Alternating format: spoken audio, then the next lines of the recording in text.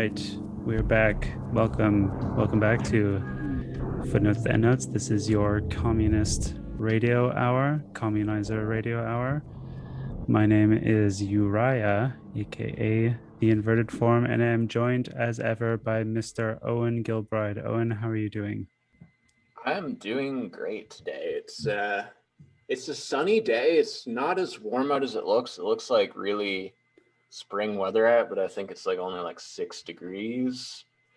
A mere 6 degrees. A mere That's about. 6 degrees, which is like a typical May 1st kind of temperature for Canada. Oh, by the way, it's May 1st, which is like, Is it? yeah, it's Oh like yeah, basically like, right. what is it April like? is shorter. It's Workers' Day. It's Workers' Workers' Day. It's Day. like communist Christmas, Yeah, basically. in a way, it's Workers' Christmas. I'm sure there's like some big ass protests or something happening in Montreal today. Shout out I'm to not all the workers out there. people with jobs, which is Yeah, neither of us. yeah. um, yeah, I read a long thread on Twitter from Mr. Jaggi Singh, who's a venerable Montreal anarchist organizer, kind of like giving a rundown of all of the different protests that are happening in Montreal. Montreal is known, popularly as the city of festivals, but it's also known as the city of protests. People in Montreal love to get out and, demonstrate in the streets. And there are a number of protests happening today in Montreal. And, the purpose of this thread was to kind of like distinguish between the ones that are good and the ones that are bad, because there are a lot of, as we have discussed on this show, there's a lot of like anti-lockdown sentiment, but it is shared by the left and the right. So it's a challenge to kind of like distinguish between a anti-lockdown protest that is fueled by like anti are some kind of like COVID denialist kind of like conspiracy theory, like conservative kind of like political ideology, and then the ones that are coming from the left and like rightly criticizing the lockdown as like a authoritarian farce. So yeah, there are a lot of protests happening in Montreal. Some of them are affiliated with the right, some of them are affiliated with the left, but it can be confusing because they are nominally based around the same thing, like protesting long time. And of course there are at the same time protests that are more explicitly dealing with the historical themes of the day, which is workers rights and unions and all that sort of thing. So if in doubt, join up with the IWW or like a union group, or CLEC also has one that's a anarchist group. I mean, we're going to be publishing this too late for it to actually make any Yeah, difference, yeah, but yeah. if in doubt, generally speaking, it's safe to go with like the IWW or an anarchist group. That's like that is an interesting thing about the contemporary political situation. Like I don't really like totally believe in horseshoe theory, but there's like some sort of horseshoe theory-esque like stuff going on in the world these days where like people on the far right and the far left will be like, I'm anti-capitalist, I believe in socialism, blah blah blah. Like all of these points that on the surface like they totally agree, but like if you actually like got them to start talking, they probably have very different views of like what those words correspond to. So like I think now more than ever, like you can't just rely on like broad terminology to like determine who you like join forces with. You really got to like dig into like the underlying motivations of like any sort of movement you're interested in, because you might find that nominally they want the same thing as you, but like when you actually get down to it, like their understanding of what that thing is not necessarily something you'd be on board with. Right. Nominally, they're motivated by the same factors, these left and right groups who are perhaps protesting over the, on the surface, at least in their marketing, like protesting over the same thing. They have the same motivation, but their interests are different, or perhaps they have the Ooh. same interest, but their motivations are different. I think that's actually how I'm going to segue into our essay today, which is called Revolutionary Motives and is a discussion of motives and interests. Yeah, another essay from Mr. Jasper Bernes. Owen, what did you think of this essay? I know it's been a while since we both read it, but any Yeah, overall impressions? yeah, it's been about a couple weeks since we read this, but I remember enjoying it, like continuing like the streak of very solid Endnotes 5 essays, and also like of the Jasper Bernes essays I've read, I think he does a really good job of like kind of like getting deeper into like the strategic and structural elements of like revolution and like where that stands in the contemporary capitalist situation. So I found a lot of what he was saying here interesting. He's basically talking about like asking the question like why is it that sometimes revolutions happen under like certain conditions, but then if you're in like another situation at a later date with very similar conditions, no revolution happens. And like what actually is it that motivates a group of people to go from being like atomized individuals to being like a group? And like furthermore, like what is the difference between atomized individuals in a mass and like a collective like group acting in unison to achieve some revolutionary end? Like what is the qualitative distinction there? Um, yeah, there's a lot of discussion of game theory, and it kind of follows up from an essay that I still remember that really sticks out in my mind as I highlight from Endnotes, which was the concluding essay of Endnotes 3 called Spontaneity, Mediation, and Rupture, which kind of hints at game theory a little bit. Like it gets into it, and the what is it, the composition problem or the coordination problem or whatever. And yeah, it gets into game theory. It's not as long as this one, and it kind of like it's a bit more poetic than this one. It's less like focused in its analysis, so it doesn't go quite as deep, and it's also covering like a wider kind of range in terms of the topic that it's discussing. But yeah, it was a very evocative essay for me that I remember quite a bit. And this essay, Jasper Bernes is citing it directly and kind of like referencing it and kind of like building off of it, as well as a history of separation from Endnotes 4. And I feel like there was another one, yeah, Rising Tide.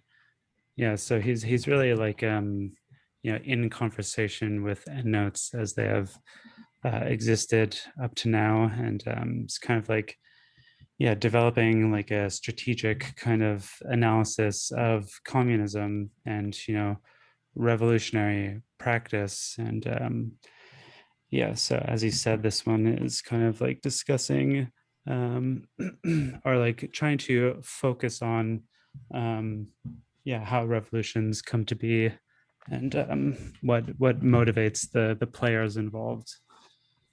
um, Maybe I'll just read from the beginning just to kind of like set it up a little bit. Why do the dispossessed revolt? Or, more to the point, why don't they? There's no shortage of reasons. In every direction we look, the fully capitalist world presents itself as an immense accumulation of injury and outrage.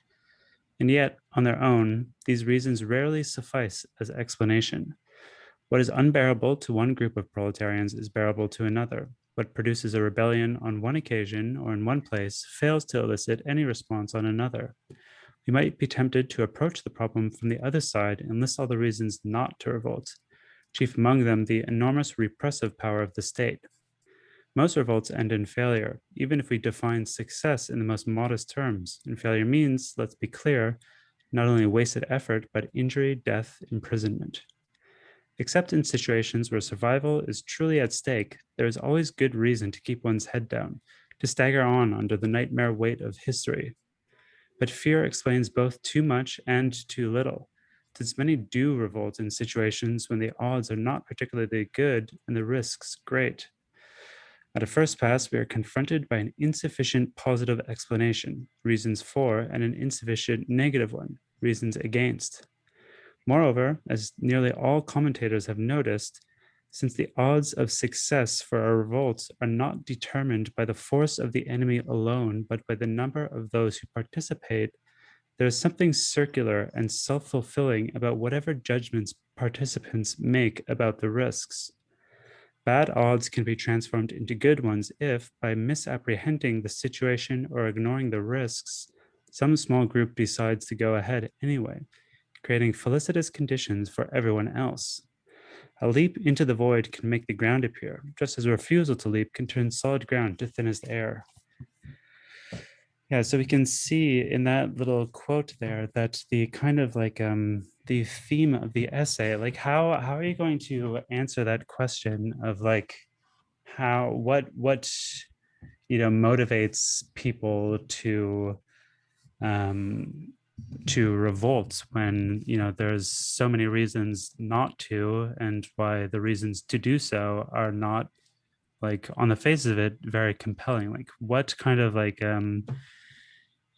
methodology, what kind of approach, what kind of like theoretical framework are you going to use in order to understand um, why people kind of behave in these ways? Like you could, use kind of like psychoanalytic method and look at either individuals, or as we saw in previous essay, you could look at groups themselves. But yeah, that doesn't really seem to be like a sufficient explanation for why, for like, it's not a sufficient you know grounding kind of framework for like looking at or understanding how like entire populations, or proletarians, classes, kind of choose to do what they do. So, oh, and what do you think about the like focus on game theory in this essay? To get ahead of ourselves here, like that is kind of the like theoretical framework that Jasper Bernes is like using and criticizing in order to understand why people choose to revolt, again, when the reasons to do so are not very compelling, and why there are many good reasons not to do so. But what do you Yeah. think of that, like decision of his to use game theory? Yeah. So like game theory is like kind of the central like theoretical framework that he's like basing a lot of this essay around, and in some ways like critiquing it. And like I'll admit that I haven't read too much like formal gamework theory, but my understanding of it is it's basically like a methodology for examining like how individual actors in like a situation will make rational decisions to maximize their own personal gain.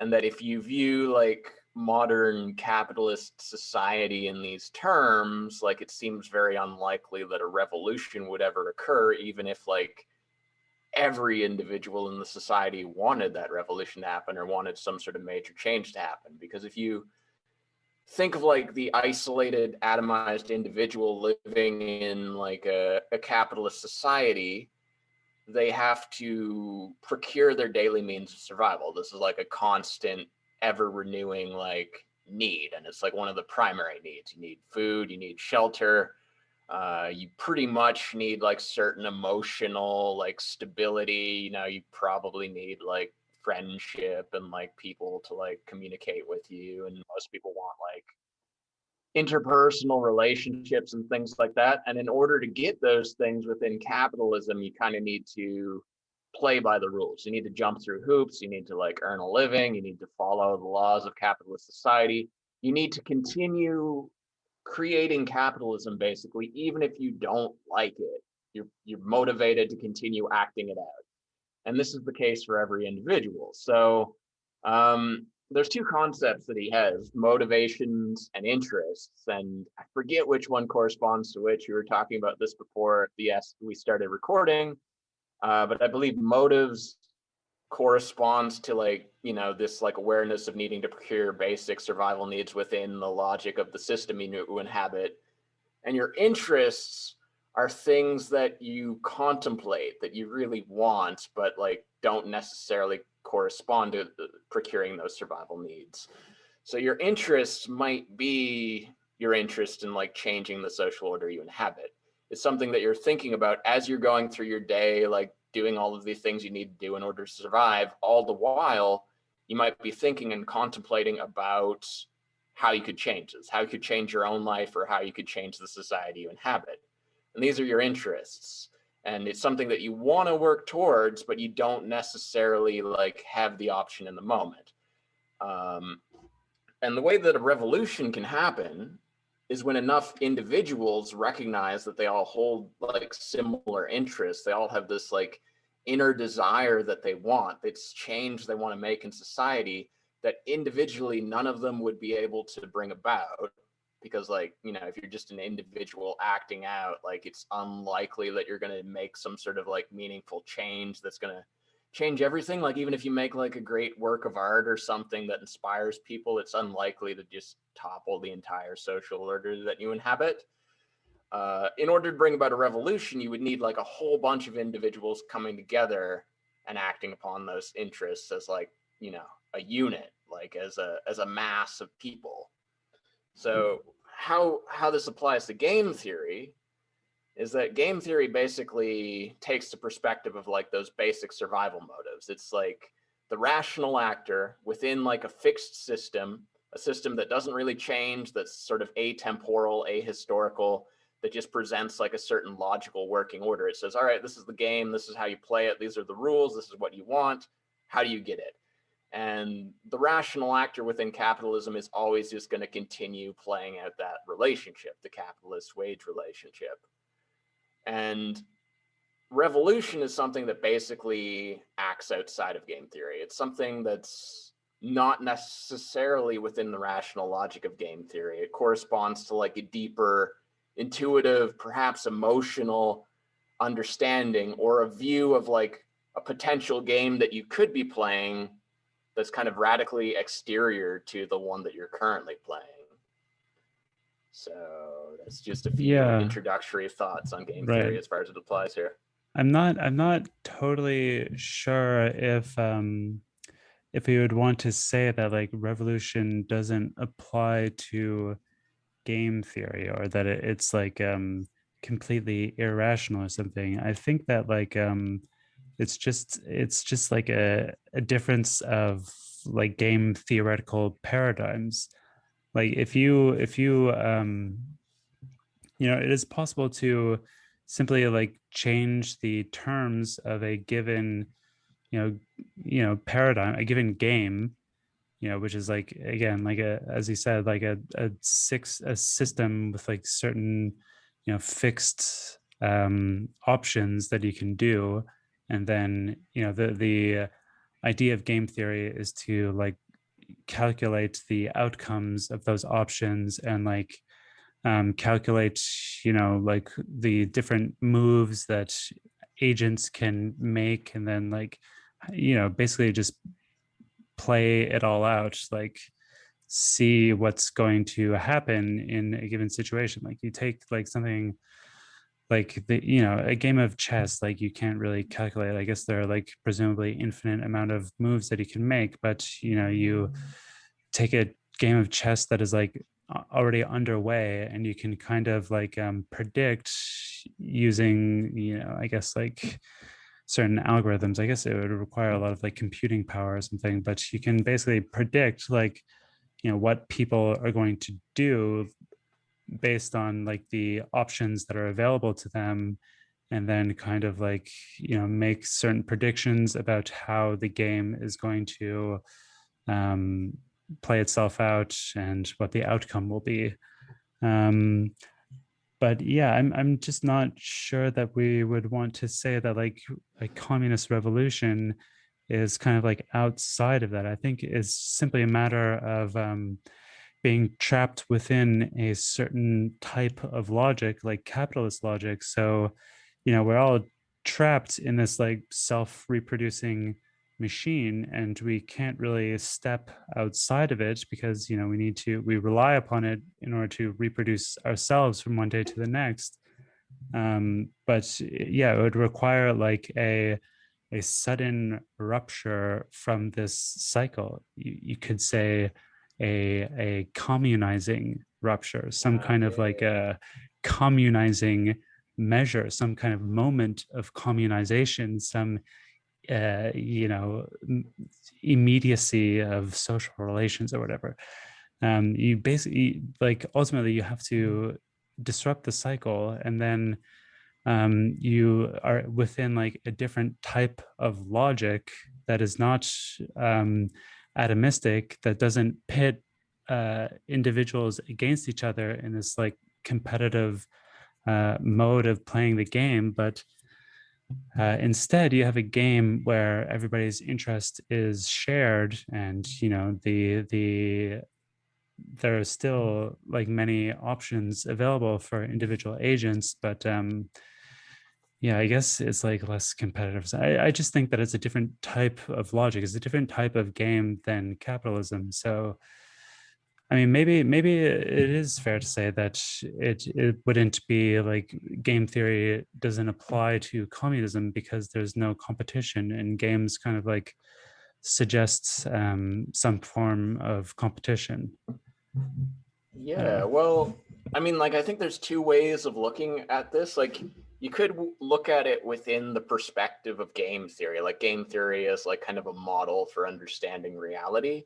And like within the view of game theory, you could say that like the revolutionary motive and like the capitalist motive exist within the same game. Like, they're both logically within the realm of the game being like existing as a human being on this planet. And you could think of like different political ideologies as being strategies for playing the game, where like you say the move set is potentially very, very high. There is like no upper limit to how you could go about playing the game of survival. um, and like what happens is that when you're within the capitalist world order, like just sort of go with the flow, like maintain the system, like it could be any order. Like if you lived in like a completely different political system, it could be the same thing. But basically we live within capitalism, and there is this one strategy for playing the game where you basically don't try to challenge that system. You just play within the move set that that particular strategy is like offering up to you. It's like playing a certain methodology. And part of that methodology is it tries to convince you that there's no other potential way of moving, that any other potential way of moving would be illogical and doomed to fail. So any sort of revolutionary motive is like a different strategy presenting itself, saying like, all right, this is a way that you could play the game differently. It would still work. It's still a potential. We would just need to build social structures around it and break down current social structures. So the revolutionary motive is continuously like kind of presenting itself as an alternative. And in order to become an effective strategy, it would have to have enough people actually get on board with it, or enough like, strategically inclined actors who could, make it more feasible for more people to get on board with. And then it would become something. So that's like looking at it from within the logic of game theory. I think there's another way you could look at the situation like from outside of the logic of game theory, where like game theory itself kind of corresponds to a particular worldview. Like it's already kind of like an atomized understanding of being, where like you're this individual who's trying to like strategically move through life in order to procure advantages for yourself. And this is like a valid way of interpreting life, but you do recognize that it's like just one way of interpreting the human experience. So like you recognize that like the interesting thing about motivation is that like, or revolution, is that you can look at revolution from within the perspective of like this game theoretical worldview, but you also recognize that like within the act of revolution, you might be overturning that worldview, like where once the revolution's happened, the game theoretical model might no longer feel appropriate for like the understanding that emerges. Right. Yeah, that makes sense. So I guess the question then becomes whether or not game theory as a framework, a framework, like a way of understanding the world, is useful to communists. Whether it is of any kind of utility, because like, yeah, I think that makes sense. That's like ultimately within communism, once we achieve, utopia, then we wouldn't be using this kind of like competitive, atomistic, theoretical framework for, understanding like how we're going to, win over other people. Like we won't be, will be like, utopia, the foundational premise is like cooperation rather than competition. So yeah, that type of logic wouldn't, I can see how it wouldn't really apply. I mean, obviously you could apply it in like specific context of like a chess game or whatever, or some kind of like game. You could use game theory to apply to games within communism, but in terms of like applying it to society overall, or like politics, then yeah, maybe it wouldn't have any utility. But before then, in terms of like plotting out the revolution, um yeah, the question then is it useful at that stage? um yeah, what do you think of that? Do you think Yeah, it's I think useful? it's, yeah, I mean, I think it's like useful in terms of like recognizing like the current situation that you're faced with, where like, like because the basic question of this essay isn't so much like why why don't revolutions happen, or like why do they happen at all, and it's like basically recognizing like the psychological conditions of the individuals, like what prevents them from coming together to act as a revolutionary force. So I think like insofar as that goes, like looking at something like game theory or any other like sociological theory of the 20th century is like useful because it presents like the worldview that is impeding the revolutionary movement.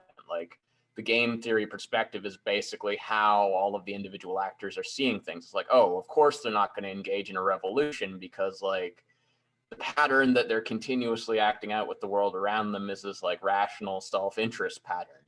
So you need to kind of enter into that framework and understand it and deconstruct it. Although I guess deconstruction was also a sociological movement of the 20th century, so maybe that was already tried and didn't work out so great. I don't think Derrida started any grand revolutions as far as I know.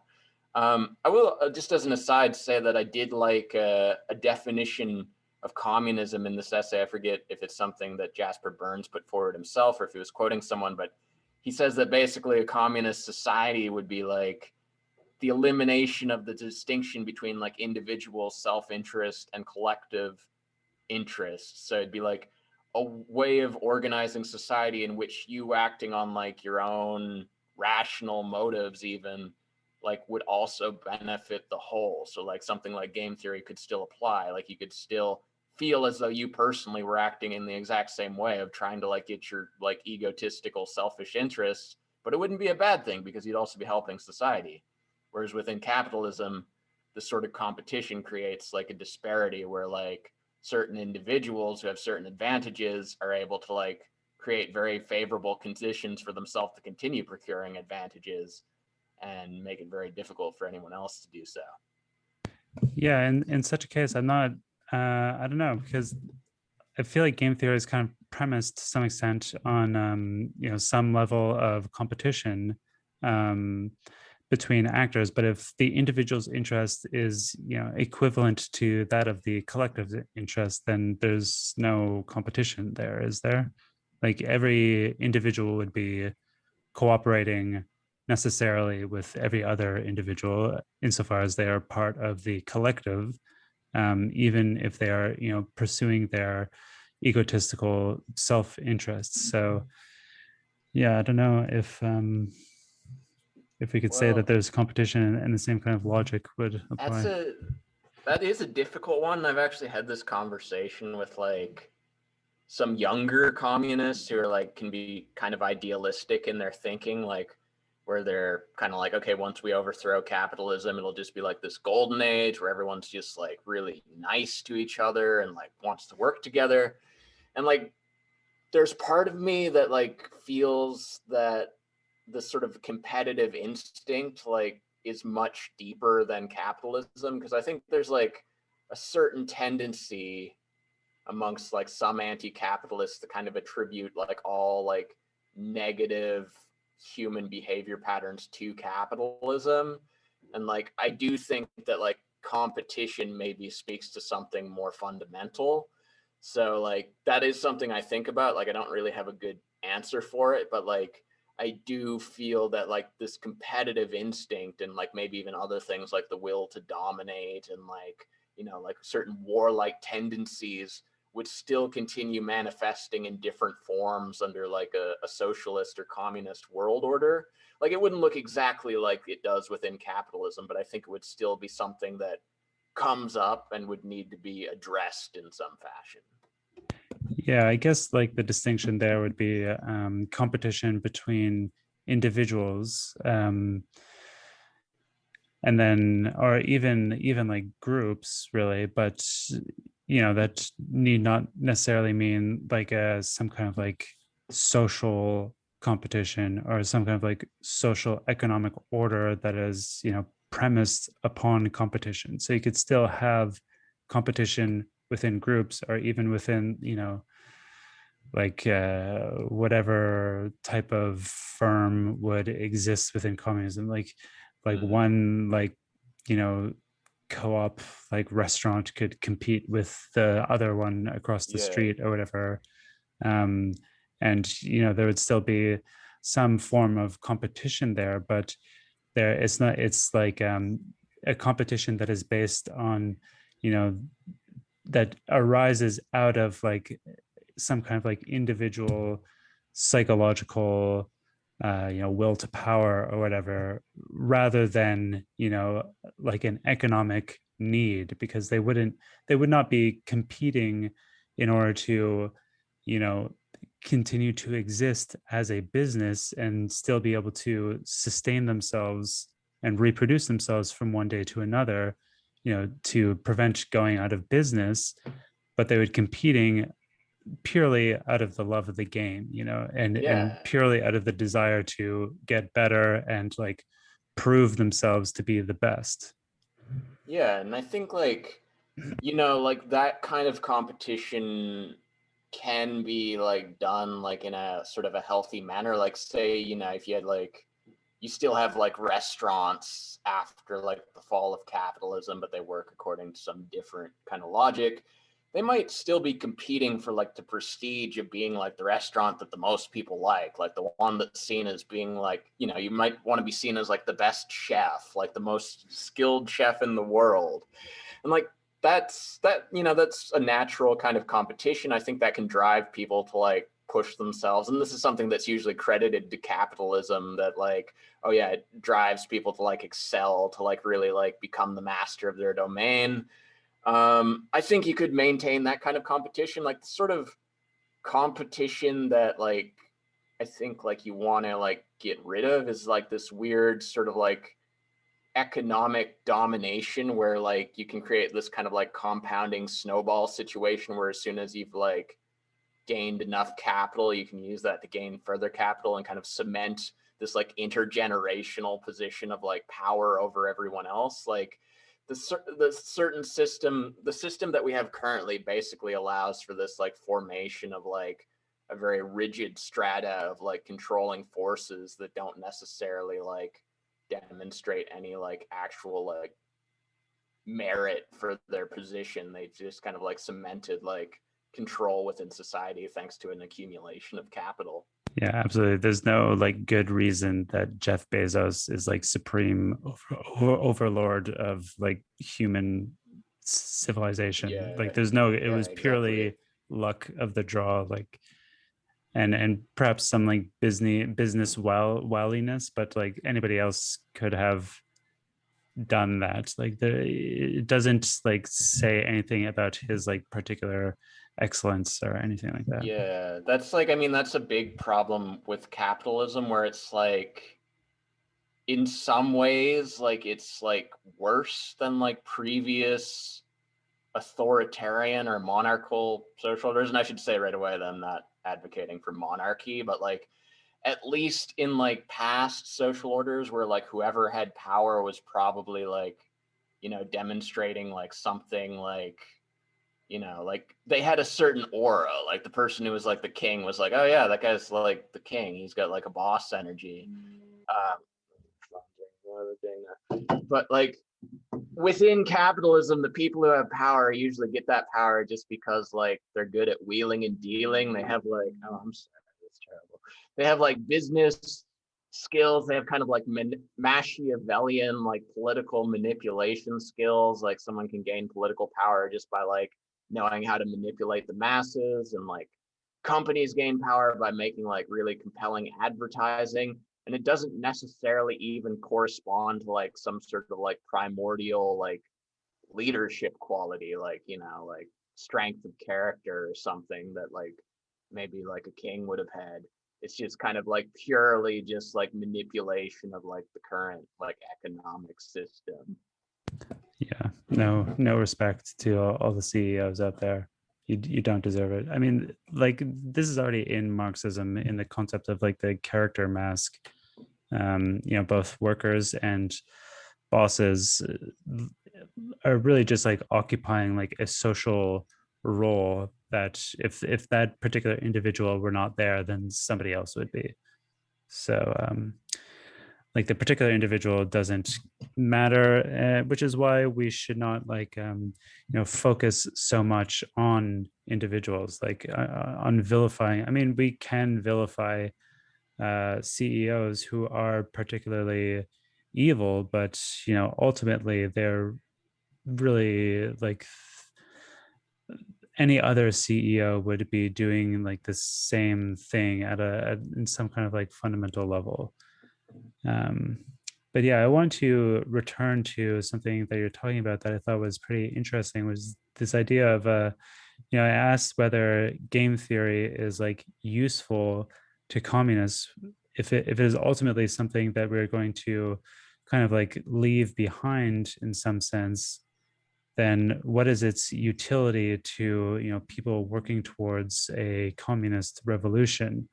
And you said that's like it's useful because it allows you to like enter into the mindset of the individual agents who are trapped within the logic of capitalism, and try to like think about like what they're going to do, what motivates them to do particular things, and then like ultimately it has some utility toward like thinking about the possibility of revolution. And yeah, like as is kind of like alluded to in a little quote that I read, and as I kind of like remember from that essay, Endnotes 3, Spontaneity, Mediation, and Rupture, there's this problem of like a certain kind of like critical mass of people like participating in something that goes against their immediate self-interests, and like working up toward that critical mass, like once there are a certain amount of people who are like rioting in the streets, or like protesting, or like doing whatever it is, doing a communist revolution, then it is far easier for people to join in and go along with it, and perhaps sacrifice their immediate self-interest in order to do something that sacrifice their immediate like motivated self-interest, I guess, and then work towards something that is in their interest in the technical sense. So they have their immediate motivation to keep their head down and like try to survive within the logic of capitalism. But then people see that there has been this rupture in the form of other people who are gesturing towards communism, gesturing towards a revolution, and then it becomes easier for them to join in with that, and work towards their interest, which is getting out of this kind of logic that they're trapped in, that we're all trapped in. um, yeah, Jasper talks about it in the form of like jumping into the void. Perhaps sometimes when you jump into the void, then solid ground appears. And then in the kind of like in the spontaneity, mediation, and rupture essay, I don't know if you remember that, but they talk about how like revolution kind of like are like these kind of like protest movements, are these kind of like riot waves or whatever. They kind of like arise spontaneously out of the masses in some kind of sense. They're not generally like organized explicitly. Like it's not usually like some kind of like formal organization that is able to actually get out there and actually like spark off like these kind of like mass social movements. It's more often people like collecting around some thing, like a memorial for a man who was murdered by a cop.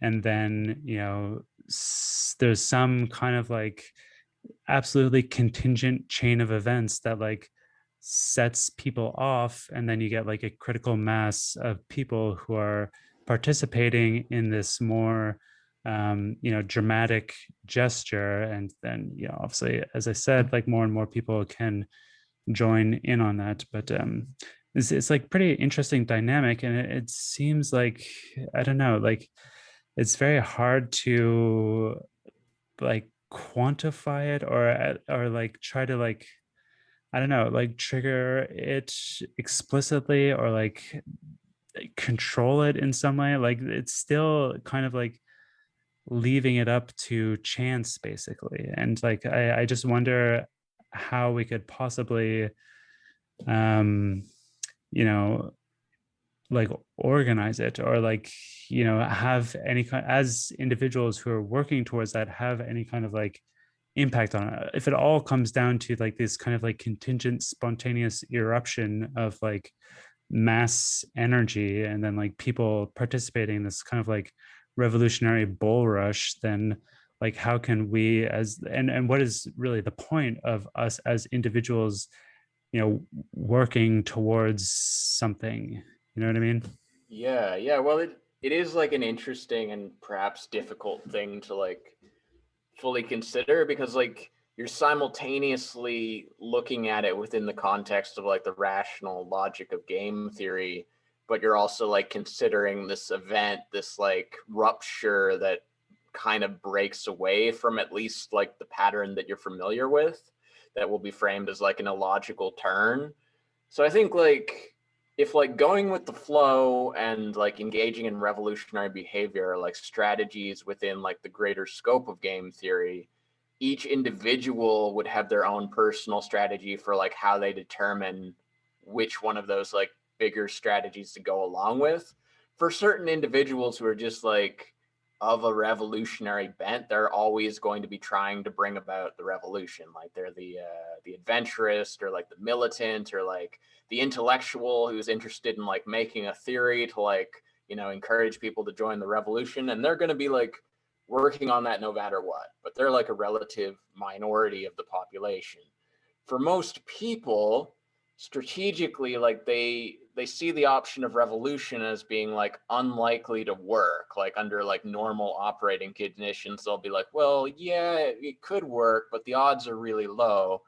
What's much more likely to work is to just kind of like go along with business as usual. Maybe you're not totally happy with it, but like it seems to be working. So the difficulty of getting a revolution to happen is that most people would only get on board with it if it was already going. Like if there was already like this positive revolutionary force, if they saw like a bunch of people already engaging in revolutionary behavior, then they might say, okay, maybe there's something to this. Maybe this revolution could actually happen. So you're going to get like much more people joining in. And as Jasper Bernes says early on in this essay, it's kind of a self-fulfilling prophecy where like the revolution will be successful if enough people believe it'll be successful, because if they believe it'll be successful, then they participate. So you either need like this positive like proof of concept, basically, like, look, the revolution's already happening, which it could be a number of things. It could be like it could be an actual like protest going on. It could be like a really like solid theory, like, and I guess this is the intellectual position, like they're just going to build like a really solid theoretical foundation that enough people will read or encounter and say like, yeah, that really sounds like it could work. So I'm going to like be more inclined to take this risk because now I have confidence in it. On the other hand, you could look at it in terms of the current social order, the one that you're just kind of going along with, the capitalist order. If that starts to break down sufficiently, the cost benefit ratio will shift. Like if under like, you know, ideal operating conditions of capitalism, like peak, you know, like Norman Rockwell 1950s, everybody's got like a house in the suburbs. Well, a certain class of people have houses in the suburbs. Maybe it's less likely the revolution will happen because, hey, this capitalism thing seems to be working all right. Under present conditions, where like most millennials are like needing to move back in with their parents, like nobody owns property. It's pretty much impossible to own property. Everyone's just working bullshit jobs. Nobody feels like they're ever going to have like a satisfying career. Suddenly this capitalism option doesn't feel like it's working so great. Like, yeah, you're surviving, but you're not really thriving. So I think like even that, in the absence of like a clear like theoretical like framework for the socialist revolution, like even without that emerging, like I think more people are becoming inclined to look at revolution as a potentiality, just because like going with the flow is becoming like an increasingly bad option even within like the rational framework of game theory. So I think like either of those can like compel someone to take part in a revolution.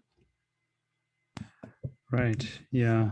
I guess, yeah, it's a bit of a difficult situation to deal with. But yeah, I kind of like forgot a little bit about these two kind of like characters in this essay of the adventurist and the, what is it, the pedagogue or something. These are like Yeah, the yeah. two kind of like, they're The not really vanguardist or characters, something like that. uh, or maybe it's like parochialist. Yeah, basically like someone who wants Yeah, to educate the right. masses. There's these two kind of like approaches to, I guess, like I don't know, working towards the revolution that are kind of like outlined in this essay. Of there's like one person, the pedagogue, the parochialist, the vanguardist, who wants to, um, yeah, as you just said, like educate people. You want to like elevate people's consciousness so that they can, achieve some kind of like class consciousness, class awareness, and then just like uh, by like understanding how the economy works and how all these how society works, then they will be self-motivated to participate in a revolutionary kind of movement and like join up with your vanguard party or whatever. And then you have the adventurist who's like Che Guevara basically, or just like some kind of like guy who's just like leading by example, I guess. Is that kind of like how Yeah, they're the just going adventurist out and is? making it happen to the Yeah. best of their own abilities. Yeah, not necessarily worrying about having the consent of the working class. This is like a kind of question within the within Maoism generally, because Maoism, it has this like idea of the protracted people's war as the way in which to start working towards revolution, start building a revolutionary movement. So some people are like, why don't me and like my group of friends, my like little, however, whatever size it is, like group of people who are committed, why don't we just call ourselves the People's Army and then start doing like Project Mayhem style or whatever it is, like start fighting the protracted people's war and start the revolution.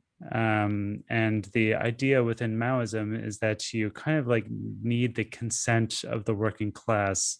If you and your like small group of people just start doing war against the state or whatever, then that's that's adventurism. You're doing it on your own, and you're doing it as a representative of yourself. It's like individualistic, is essentially bourgeois. and you're not doing it as a representative of the working class, of the proletariat, of the masses. You don't really have their consent. So the idea is that you have to like build up your organization to the point where it is not just like a small cell, although I think ultimately for OPSEC reasons, it would be broken down into small cells. The war would be fought by small cells, but um, yeah, like your organization really has to be expansive enough that it can in some kind of like realistic way claim to represent the working class. And obviously there's no such organization that exists. But yeah, adventurism or vanguardism, how does that dynamic play out in this essay? I guess the idea is that like they both contribute differently but equally to like building the kind of revolutionary consciousness and like working towards a kind of uh like paradigm wherein like people feel that a revolution is something is more possible and are feel more inclined to like join in. Yeah, I guess like early on there is kind of this like he explores a number of different like writers' views on the matter, where like some of them, have this view where you need to like educate the masses, you need to like get them all on board with the social movement, and like then the revolution will happen once enough people understand that it's like in their interests to like revolt. And then there's like this other sort of more fatalistic worldview that suggests that like, well, no, like you can't really educate the masses, because like if they're just behaving rationally, they're always just going to keep like reproducing capitalism. So the revolution needs to basically just happen on like this, just like level that's perhaps more emotional.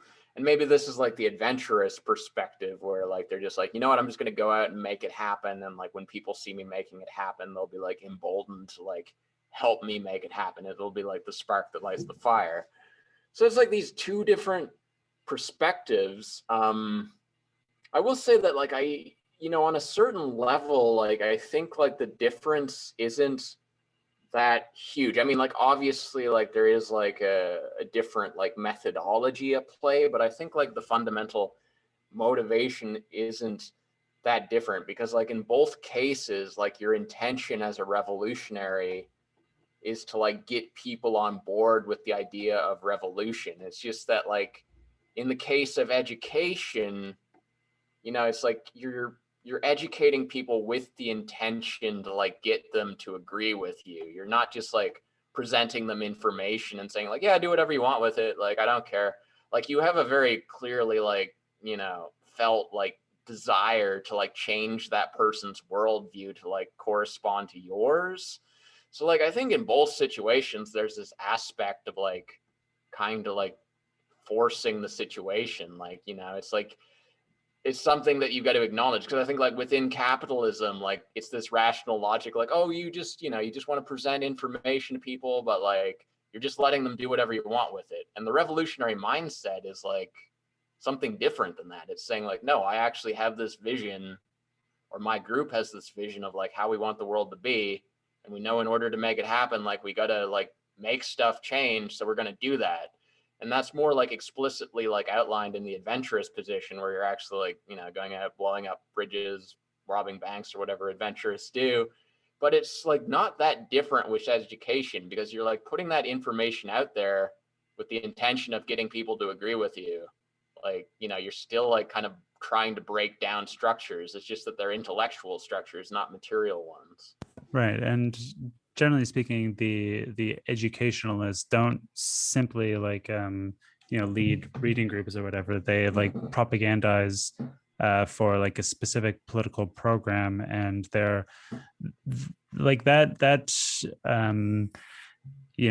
tendency is more associated with like building organizations, building a formal vanguard party, kind of what I was talking about with Maoism, like building something that is expansive enough that it can be said to represent the working class, represent the the proletarian, and then you can start doing like adventurous kind of activities. But yeah, I don't think that it is like strictly about like literally educating people, but it's about like organizing more generally. And obviously education and these kind of like mass um like methods of reaching people, these kind of like forward facing um entities, groups, like study groups, podcasts, etc. That is like a very easy kind of way to like get people to come together and to start like thinking and communicating together.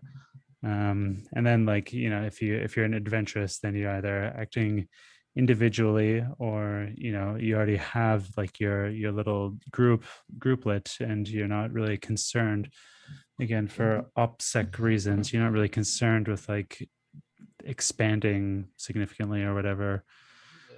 Yeah, I you're will more I will leading by say that example. Yeah, sorry. I go will ahead. say that I should add on that, like, even though in both cases you are trying to like bring about a change, like obviously like it's only going to be successful insofar as like the public is like ready for those ideas, or like somewhat sympathetic to them. Like if an adventurist engages in like behavior that like the vast majority of people see as simply being like terrorism, it's not going to like really inspire others to join in unless they're other like social outcasts. And the same with like if you're presenting like information and like ideological ideas and like education that like is just completely against like the logic and like feeling of the masses, they're just going to reject it as like being nonsense.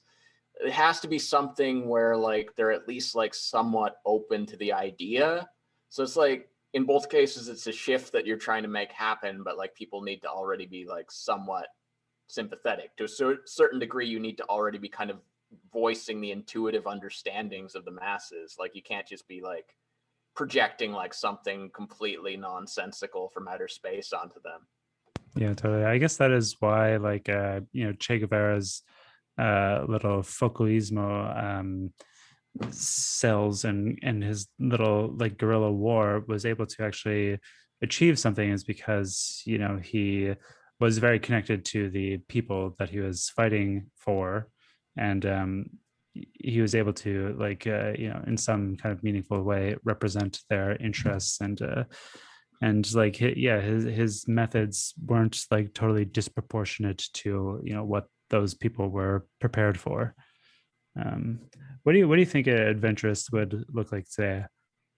I think it That's would be some kind of like I'm writing a novel about a communist superhero, kind of Batman style figure who like investigates like high level corruption and like kind of bourgeois or conspiracies at the level of the bourgeoisie. And I feel like it would be kind of something like that, or maybe something like in Fight Club. I think that would also be pretty effective, but also kind of impossible. Like the shit that they did in Fight Club was like fantastical in a way, and like yeah. it wouldn't, like there's no real way to reproduce it. Not, I mean, obviously you can't just like blow up a bunch of skyscrapers and then like wipe everyone's credit card debt, but even beyond that, like I don't know, the idea of like blowing up like public art or something, I don't know I if that do would. think Yeah, go ahead. yeah, I do think that like the internet does like offer a lot of potential for like adventurism, like new avenues, like obviously like white hat hackers, where like for those of you who aren't familiar with hacking terminology, you have like black hat hackers who are basically just like they're stealing people's credit card numbers to like get rich off of them. They're like doing stuff for like personal gain. And then white hat hackers are like doing stuff for like public interest, or they're doing stuff on behalf of some cause. So say like if you had like a company that had people's personal information, and the white hacker found like an exploit to like get access to that information, that confidential like intel, then they don't release it. They just like release like a statement to the company like, hey, like I hacked into your system, like it's very easy to do, this is how I did it, you should change this. That would be like an altruistic, like kind of pro-social hacking act. So like you I don't could know if have that would what, be pro-social. That would just be like pro-corporate. Like that wouldn't really benefit okay, maybe that's individuals. like It would just well, like benefit in the the sense that corporation. they don't want to have people's like confidential information like exploited, like and put out to the public, like information that they wouldn't necessarily want known, like their credit card numbers and things. And that's perhaps a bad example, but basically like white hat hacking is like when you're doing something like in the name of like some greater cause than your own self-interest. So like Yeah, like I anonymous. guess what I'm saying is like maybe if you had like a hacker who's trying to hack like these high level tech institutions on behalf of like some sort of socialist cause. Like I don't necessarily know what that would look like, but like I imagine there could be I some think it potential would for look like adventures. WikiLeaks. Like WikiLeaks is the first thing that Yeah, came to mind yeah. as soon as he said, Something like WikiLeaks. or just like generally whistleblowers. Yeah, It's like that are pretty revealing noble. like crimes going on, like like incriminating emails from politicians and things like that, like Yeah. weird shit that they're getting up to.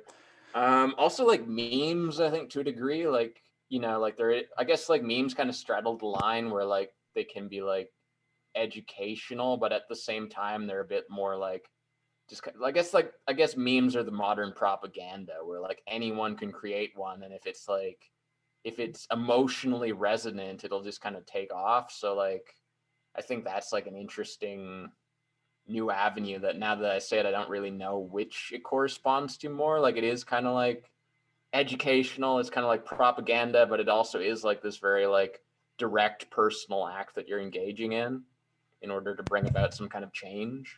Yeah, I mean, I think a meme is just like a form, so it's not necessarily one thing or the other. Like we're talking more about like I don't know, like social forms, but then a meme is like a media form or something. So I don't know, it seems a bit different. Like a meme could be used.